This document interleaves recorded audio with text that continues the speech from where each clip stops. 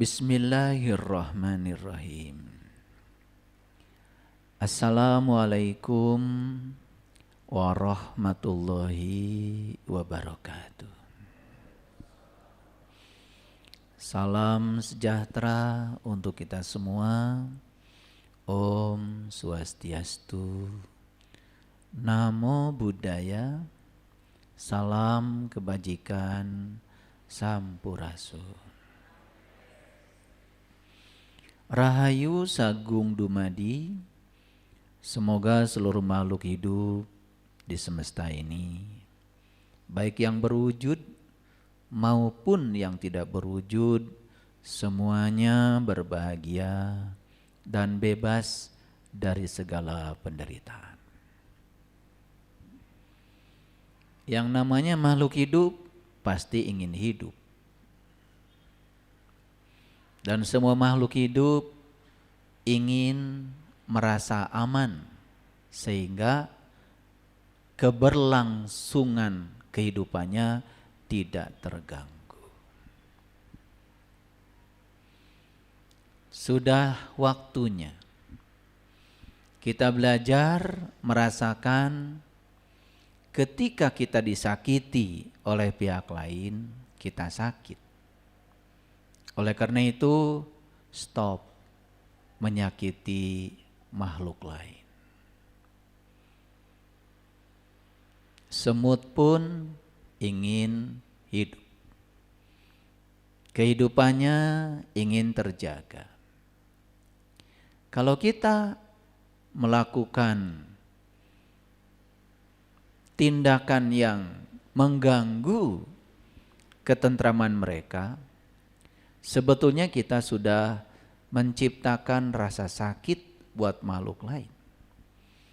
Dan semua rasa sakit yang ditimbulkan kita akan kembali kepada kita sendiri. Kita harus percaya bahwa di semesta ini ada hukum alam.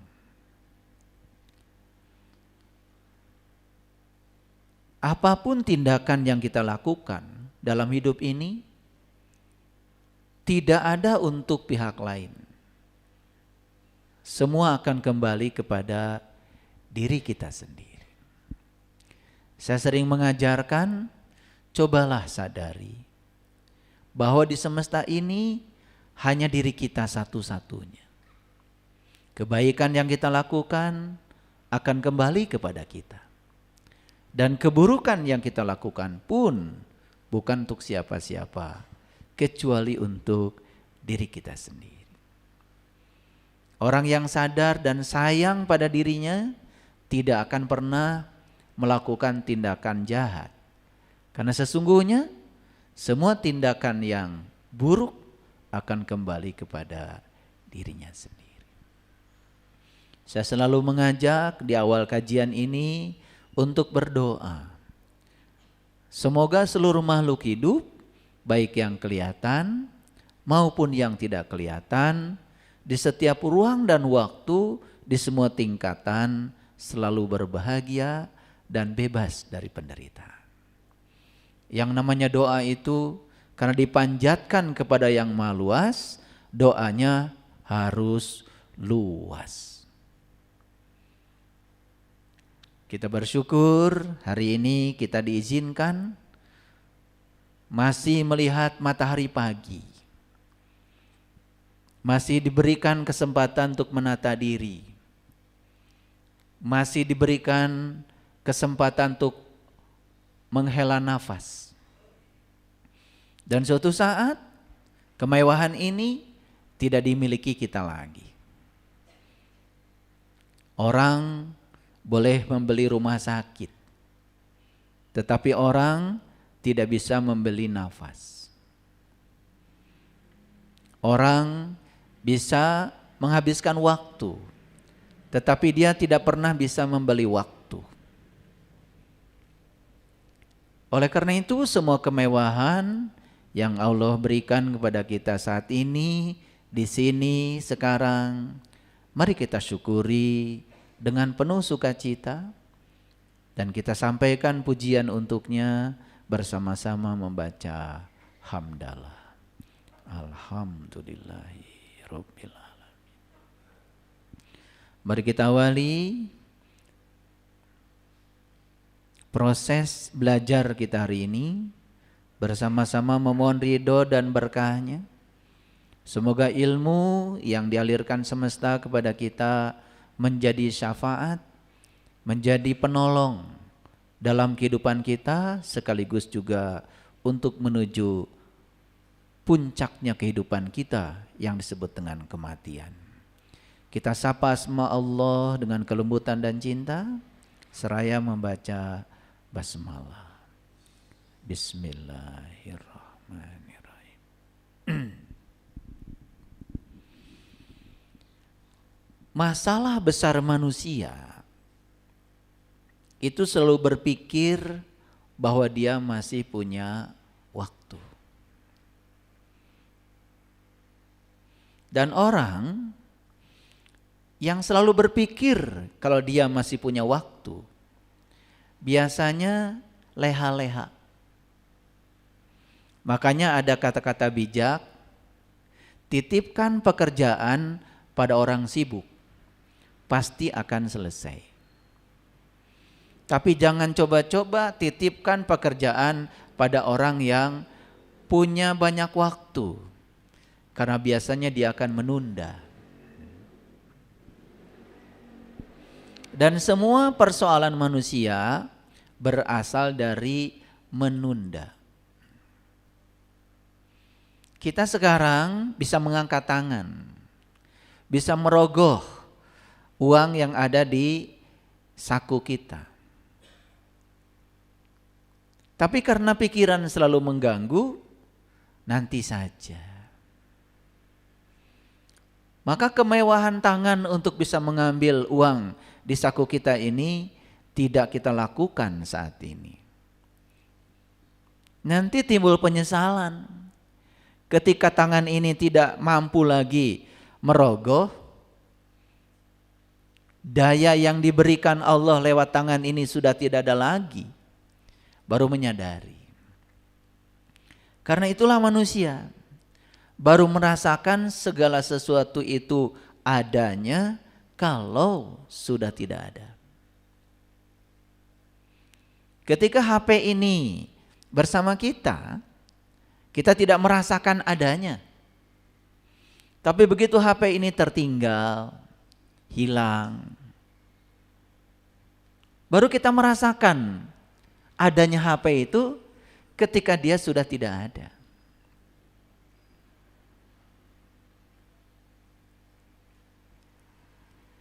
Kenapa judul ini saya angkat? Kelihatannya judul ini biasa-biasa saja.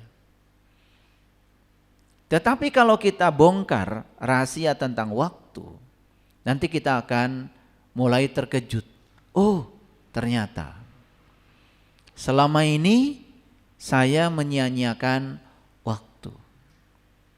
Kan banyak ya, ingin bahagia saja masih menunggu. Nanti kalau saya sudah sehat, saya pasti bahagia. Bagaimana kalau kita sebelum sehat sudah pergi meninggalkan kehidupan ini? Berarti saat kita pergi dari kehidupan ini, kita pergi dalam keadaan tidak bahagia. Makanya saya sering menyampaikan, semua orang yang menunggu bahagia, selamanya dia hanya menjadi seorang penunggu. Karena bahagia itu tidak usah ditunggu, tidak usah menunggu segala sesuatu yang kita inginkan datang. Karena bahagia itu keputusan kita dari dalam. Mau bahagia, tidak bahagia, saklar kebahagiaan kita sendiri harusnya yang pegang. Jadi bahagia itu seperti lampu. Kalau kita tahu di mana letak saklarnya, kita bisa menyalakan lampu, kita juga bisa mematikan lampu. Tapi kalau saklarnya disembunyikan, tentu saja bingung. Mau menyalakan lampu saja, cari saklarnya di mana. Selama ini saklar kebahagiaan kita itu dititipkan ke pihak lain. Dititipkan pada rumah bagus. Nanti kalau rumah saya sudah bagus, saya pasti akan bahagia. Nah, saklarnya dititipkan di rumah bagus. Pada saat dia mengatakan nanti kalau saya punya rumah bagus, kan rumah bagus masih imajinasi. Belum menjadi kenyataan. Sehingga saklar itu masih imajinasi. Kalau orang lain baik sama saya pasti bahagia. Berarti saklarnya dititipkan di mana? Di orang lain. Padahal kita sama sekali tidak punya kemampuan mengendalikan orang lain. Sekalipun itu orang yang terdekat dengan kita. Karena kita hanya punya kekuasaan untuk mengendalikan diri kita sendiri. Nah, kalau syarat itu dititipkan pada orang lain, kalau orang lain baik pada saya akan bahagia, kan kita tidak mungkin bisa mengendalikan orang lain supaya baik sama kita. Nah, bagaimana kalau orang lain tidak baik? Apa bahagia harus menunggu orang lain baik kepada kita? Apa bahagia harus menunggu rumah kita terjual? Apa bahagia harus menunggu tanah kita laku? Apa bahagia harus menunggu kita banyak uang? Selama kita menitipkan saklar kita pada ilusi pikiran kita, maka selama itu kita hanya menjadi seorang penunggu. Padahal bahagia itu putuskan saja sekarang. Nah, masalah besar manusia adalah berpikir bahwa dia masih punya waktu. Nah, orang yang berpikir masih punya waktu biasanya menunda. Mau nyumbang saja masih mikir. Mau beli sepatu baru saja masih nunggu bulan depan. Mau beli baju baru saja masih nunggu bulan depan. Karena dia berpikir bulan depan dia masih hidup. Itulah kebodohan. Makanya orang yang berpikir masih punya waktu, selamanya hanya menumpuk-numpuk saja harta. Bahkan setelah ditumpuk itu harta, dia pun tidak bisa menikmatinya. Dia terus berangan-angan ingin bahagia dengan syarat-syarat di pikirannya. Mau piknik saja harus menunggu tahun depan. Padahal saat ini, di sini sekarang, kalau dia mau piknik, sebetulnya dia punya kemampuan untuk melakukan itu. Tetapi itulah, orang yang pelit kan selalu seperti itu. Boro-boro buat orang lain, buat diri sendiri saja pelitnya luar biasa. Nah, inilah yang mau kita buka rahasianya hari ini. Semoga setelah kita tahu rahasia tentang waktu, kita juga mulai bisa menghargai waktu. Ya, ada lagu yang bagus sekali ya. Lagu ini ditulis oleh Ebit. Judul lagunya itu adalah Masih Ada Waktu. Coba sekarang tenangkan batinnya. Tenangkan pikirannya. Ya. Biarkan lirik lagu ini, walaupun saya tidak menyanyikannya sebagus Ebit, tetapi perhatikan kata demi kata yang akan dialirkan. Mungkin lagu ini sering didengar, tetapi kita mendengarnya selewat tanpa kesadaran. Cobalah sekarang duduk yang tenang, kemudian pejamkan matanya. Hadirlah di sini, saat ini, sekarang. Biarkan kata demi kata mengalir. Terima semua kata sebagai energi. Terima semua kata yang akan dialirkan sebagai vibrasi. Terima sebagai frekuensi.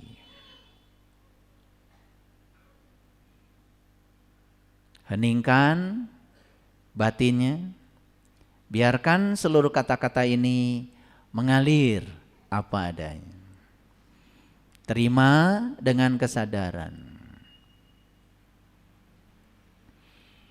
Bila masih mungkin kita menorehkan batin atas nama jiwa dan hati tulus ikhlas. Mumpung masih ada kesempatan buat kita mengumpulkan bekal perjalanan abadi. Kita masih ingat tragedi yang memilukan. Kenapa harus mereka yang terpilih menghadap? Tentu ada hikmah yang harus kita petik atas nama jiwa. Mari heningkan cipta. Kita banyak menyaksikan tragedi, ada perang, ada longsor, ada gunung meletus. Kenapa yang terpilih untuk menghadap Tuhan adalah mereka? Kenapa bukan saya? Ebit menasehatkan, tentu ada hikmah yang harus kita petik atas nama jiwa. Mari heningkan cipta. Renungi kata-kata itu. Kenapa bukan saya? Kenapa orang lain? Oh, berarti saya masih diberi kesempatan untuk meneruskan proses belajar dalam kehidupan ini.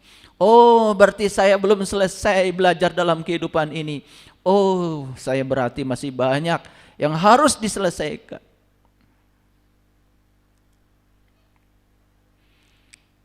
Kita mesti bersyukur bahwa kita masih diberi waktu. Entah sampai kapan, tak ada yang bakal dapat menghitung. Hanya atas kasih-Nya, hanya atas kehendak-Nya, kita masih bertemu matahari. Kepada rumput ilalang, kepada bintang gemintang, kita dapat mencoba meminjam catatannya. Sampai kapankah gerangan waktu yang masih tersisa? Semuanya menggeleng, semuanya terdiam, semuanya menjawab tak mengerti. Yang terbaik hanyalah segera bersujud, mumpung kita masih diberi waktu. Sadari kata-kata itu. Karena selama ini kita menyia-nyiakan waktu. Sudah, biarlah. Tidak usah bertanya berapa lama umurku. Tidak usah bertanya berapa lama sisa waktuku. Tapi sekarang bagaimana kita bisa memanfaatkan waktu yang tersisa itu? Karena semua tidak bisa menghitung. Kalau kita bertanya pun semua terdiam. Semua tidak bisa menjawab. Semua tak mengerti. Yang terbaik hanyalah segera bersujud. Mumpung kita masih diberi waktu. Bersujud bukan sekadar mensujudkan tubuh fisik kita. Mudah sekali kita mensujudkan tubuh fisik kita. Tapi sekarang sujudkan ego kita. Sujudkan kesombongan kita. Sujudkan ketinggian hati kita. Belajar untuk merendah. Belajar seperti air. Terus pergi ke tempat yang rendah. Serendah-rendahnya. Bahkan di titik yang terendah, dia mencapai keseimbangannya. Seperti itulah air. Terus mengalir dengan kelembutan. Terus mengalir ke tempat yang rendah. Itu yang diajarkan air kepada kita.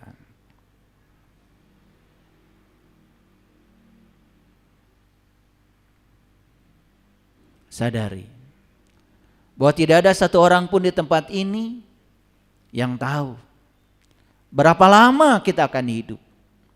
Berapa lama sisa kehidupan kita. Tidak ada yang tahu. Sekarang tidak usah dipertanyakan itu. Tetapi yang terbaik hanyalah segera bersujud. Segera hijrah dari kegelapan menuju cahaya. Segera hijrah dari ketidaksadaran menuju kesadaran. Segera hijrah dari kampung ke kota. Segera hijrah dari kehidupan yang penuh dengan penderitaan. Masuk pada kehidupan yang penuh dengan ketentraman dan kedamaian. Mau sampai kapan kita menyiksa diri kita? Tidakkah kita sayang pada diri kita sendiri? Kapan kita akan menyayangi diri kita? Selama ini kita mengira bahwa kemarahan yang kita simpan di dalam diri kita kepada orang lain, kita pikir itu untuk orang lain. Tidak. Kemarahan itu seperti aspal yang panas. Dan aspal yang panas itu sedang digenggam oleh kita sendiri. Dan aspal yang panas itu akan kita lemparkan kepada pihak lain. Dan jauh sebelum orang lain terkena lemparan aspal panas kita. Bukankah tangan kita sendiri yang terbakar duluan? Bukankah kita selama ini hidup bodoh sekali, memelihara kebencian pada orang lain, karena menganggap orang lain adalah sumber penderitaan kita? Tidak. Sumber penderitaan kita adalah diri kita sendiri. Sumber penderitaan kita adalah kebodohan kita sendiri. Ketika orang lain melemparkan obor berapi, berminyak, kemudian kita mengejar orang lain yang melemparkan obor itu. Kita lupa bahwa sesungguhnya sekalipun kita bisa menangkap orang itu, rumah kita sudah terbakar hangus. Itulah kebodohan kita selama ini. Harusnya saat obor itu dilemparkan kepada kita, padamkan apinya. Tidak usah mengejar orang lain yang melemparkan itu. Kalau dipadamkan apinya, kita tidak terbakar. Itulah kebodohan kita selama ini. Dan kita pikir ketika kita menyalahkan orang lain, lalu kita paling benar begitu. Kita tidak memahami apa yang sesungguhnya terjadi pada orang lain. Karena kita pun tidak bisa menyelami hati orang lain. Sekarang stop menghujat orang lain. Stop mengomentari orang lain. Sekarang komentari saja dirimu sendiri. Masuk ke dalam. Masuk lebih dalam. Mumpung masih ada waktu. Atas nama jiwa dan hati tulus ikhlas, mumpung masih ada kesempatan buat kita mengumpulkan bekal perjalanan abadi. Itu yang harus kita lakukan. Sekarang buka matanya dan lihat saya semua. Terdengar nasihatnya tadi? Masuk ke dalam? Yuk, kalau sudah masuk ke dalam, kita mulai kajian kita hari ini. Sengaja saya menyampaikan kata demi kata tadi supaya kita semua menerimanya dengan ikhlas, dengan lapang. Tadi ada air mata yang mengalir, itu tanda bahwa dalam diri kita sekeras apapun batu ini masih ada kelembutan. Masih ada sungai kecil yang mengalir. Masih ada tetes-tetes air yang akan bisa membuat semua kepanasan kita menjadi sejuk. Para sahabatku, mungkin kita sering membaca ada satu surat dalam Al-Quran yang sangat indah, yaitu Quran surat Al-Ashr. Wal ashri, demi waktu. Kenapa sih Allah bersumpah demi waktu? Memang waktu itu apa? Kadang-kadang Allah bersumpah demi matahari, demi bulan, demi bintang. Kok banyak sekali sumpah-sumpah Allah itu yang dikaitkan dengan kata yang saya sampaikan tadi. Sebetulnya kalau kita cerdas, semua itu adalah demi dirinya sendiri. Dan kalau kita paham apa itu waktu, sebetulnya waktu itu tiada lain adalah Dia sendiri. Yang belum paham, jangan buru-buru menolak. Renungkan kata-kata saya. Nanti di tingkat kedewasaan amal kita, di tingkat kedewasaan kesadaran kita akan tahu. Karena kebenaran itu begitu memang. Kebenaran itu begitu datang kepada kita, mungkin kita akan mentertawakannya. Mungkin kita akan mengejeknya. Tapi suatu saat ketika kita sadar, kita akan menerima kebenaran itu tanpa syarat. Karena di semesta ini hanya ada 3 yang tidak bisa disembunyikan. 1 adalah matahari, 2 adalah bulan, yang ketiga adalah kebenaran. Dan kebenaran itu tidak usah diperjuangkan oleh kita. Karena kebenaran itu punya mekanisme sendiri untuk menunjukkan dirinya. Kebenaran akan menunjukkan dirinya pada waktu yang tepat. Makanya untuk itu hanya dibutuhkan 1 dari kita, kesabaran. Makanya kenapa kebenaran dengan kesabaran itu selalu digandengkan. Coba pahami Quran surat Al-Ashr. Wal ashri, demi waktu. Innal insana lafi khusrin. Sesungguhnya semua manusia itu merugi. Illallazina amanu wa amilus solihah. Wa tawasau bil haq wa tawasau bis sabr. Di situ dikatakan kebenaran dengan kesabaran itu satu paket. Jadi kalau kita ingin menunjukkan kebenaran, tidak usah berkoar-koar. Karena waktu akan menunjukkannya. Yang dibutuhkan oleh kita adalah kesabaran. Makanya orang yang tidak akan pernah rugi cuma 4. 1 yang beriman, yang kedua yang beramal soleh, yang ketiga yang senantiasa saling mewasiatkan dalam kebenaran dan kesabaran. Kebenaran dan kesabaran satu paket.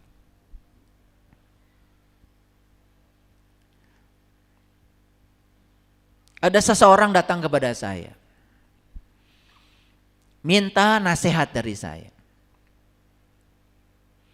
Kemudian saya bilang, mohon saya izin untuk bermeditasi sebentar. Kemudian saya bermeditasi sebentar aja. Ketika saya sedang bermeditasi, tiba-tiba intuisi saya jalan. Penglihatan batin saya jalan. Apa yang saya lihat, kan yang ngalamin cuma saya. Yang bertanya kepada saya kan dia tidak ngalamin. Apa yang saya saksikan di penglihatan batin saya harus disampaikan kepada orang ini?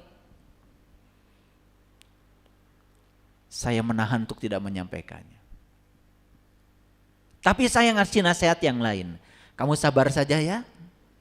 Karena nanti kebenaran akan menunjukkan dirinya di ruang dan waktunya. Kan dia terus nanya sama saya, memangnya yang dilihat saya apa? Saya tidak bisa menceritakan yang saya lihat, walaupun saya tahu.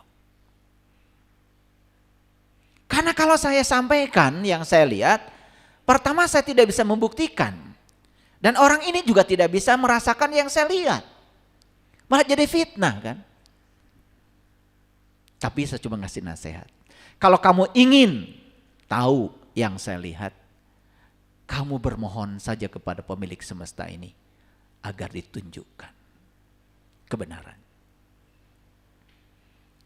2-3 hari setelah berpisah dengan saya, dia telepon saya. Pertama WA dulu. Ayah, saya bisa telepon. Ayah, saya bisa telepon. Saya sudah tahu. Yang mau disampaikan adalah apa yang saya lihat. Karena dia sudah menunjukkan, sudah mendapatkan bukti kebenaran. Begitu saya bilang, tunggu ya nanti sore. Saya nunggu kesabaran dia. Pengen sekarang, gak bisa. Saya bilang saya sedang ngajar. Tapi saya sudah tahu yang mau disampaikan. Betul. Begitu saya angkat telepon, saya bilang, saya sudah tahu yang mau kamu sampaikan. Kok ayah tahu? Ya tahu. Energi itu, rasa itu tidak bisa dibohongi.